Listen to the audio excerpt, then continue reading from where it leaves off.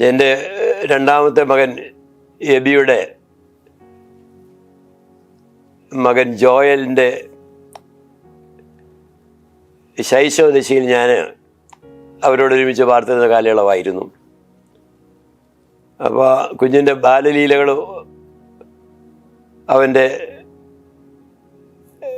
വളർച്ചയുടെ ആ പ്രാരംഭഘട്ടങ്ങളും കണ്ട് പെട്ടെന്ന് ചില ചിന്തകൾ എൻ്റെ മനസ്സിൽ കൂടെ കടന്നുപോയി. ഞാനും ഈ ജീവിതദശകളിലൂടെയൊക്കെ കടന്നു പോയതാണല്ലോ എന്നുള്ളൊരു ചിന്ത എന്നെ ഭരിക്കുകയും അതുമായി ബന്ധപ്പെട്ട് ഞാൻ അമേരിക്കയിൽ ഒരു കവിത പ്രസിദ്ധീകരിക്കാനിടയായി. അത് അമേരിക്കയിലെ അവാർഡിനർഹമായ കവിതയാണ്. ആ കവിതയുടെ പേര് എൻ ഗുരു ജോയൽ. എൻ്റെ കൊച്ചുമകനെ ഗുരുവാക്കിക്കൊണ്ട് അവനെ എൻ്റെ അധ്യാപകൻ ആക്കി സ്വീകരിച്ചുകൊണ്ട് ഞാൻ ചില ചിന്തകളായി ഉറക്കിയ കവിതയാണത് എൻ ഗുരു ജോയൽ. ഇന്നു ഞാൻ കാണുന്നെൻ്റെ ശൈശവം കൺമുൻപിലായി, എൻ കൊച്ചുമകനാകും ജോയൽ തൻ സാന്നിധ്യത്തിൽ. ശിശുവായി ഞാനും 4 മാസങ്ങൾ മലർന്നങ്ങു കിടന്ന കിടപ്പോർത്തിട്ടിന്നു ഞാൻ വിസ്മയിപ്പൂ.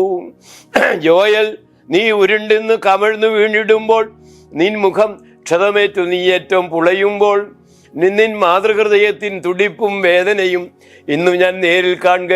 ഓർമ്മകൾ പിന്നിടുമ്പോൾ എൻ മാതൃഹൃദയത്തിൻ വേദന എന്നെ ചൊല്ലി എത്രയായിരുന്നതെന്നുൾക്കാമ്പിൽ നിഴലിപ്പൂ.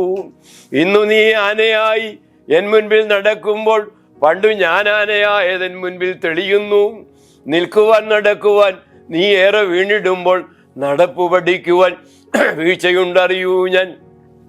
ആരെയും കണ്ടാൽ ചിരിക്കുന്ന നിൻ മുഖമോതും, എല്ലാരിലും സ്നേഹം പകരൂ മുത്തച്ഛാ നീ. മക്കളോടൊത്തു പറക്കാൻ വന്ന ഞാൻ മുഷിയാതെ ദിനങ്ങൾ തള്ളി നീക്കാൻ നീ ഇന്നെന്നത്താണിയായി. എൻ കൊച്ചുമകനെ, നീ മുത്തച്ഛനായോരെൻ്റെ ടീച്ചറായി മാറുന്നതിൽ ഞാൻ എത്ര അഭിമാനി. ദീർഘവർഷങ്ങൾ എൻ ഗ്രാമത്തിൻ പ്രൈമറി സ്കൂളിൽ വാദ്യാരായിരുന്നിട്ടും ഞാനൊന്നും പഠിച്ചില്ല. ഇന്നു നിൻ ശിശുപാഠ പുസ്തകം അതിൽ നിന്നും ഒട്ടേറെ പാഠം പഠിച്ച് ഓർമ്മകൾ പുതുക്കുന്നു.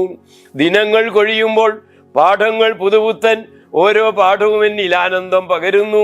തെറ്റുകൾ കണ്ടാലുടൻ രൂക്ഷമായി ശകാരിക്കും. ടീച്ചറായിരുന്നെൻ്റെ തെറ്റുകൾ ഗ്രഹിപ്പൂ ഞാൻ. തെറ്റുകൾ കൂടാതല്ല വർഷങ്ങൾ പിന്നിട്ടെന്ന സത്യങ്ങൾ ഓർമ്മിപ്പിക്കും. N ഗുരുവാണൻ Joel. കേമനായി ഭാവിക്കുന്ന സുഹൃത്തേ, നീയും ഏറെ വീണൊടുവിലായി നിൽക്കുവാൻ പഠിച്ചവൻ.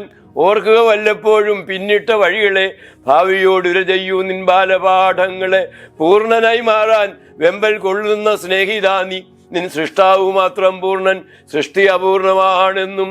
പൂർണ്ണനായി മാറാൻ വെമ്പൽ കൊള്ളുന്ന സുഹൃത്തെ, നിൻ സൃഷ്ടാവു മാത്രം പൂർണ്ണൻ, സൃഷ്ടി അപൂർണമാണെന്നും.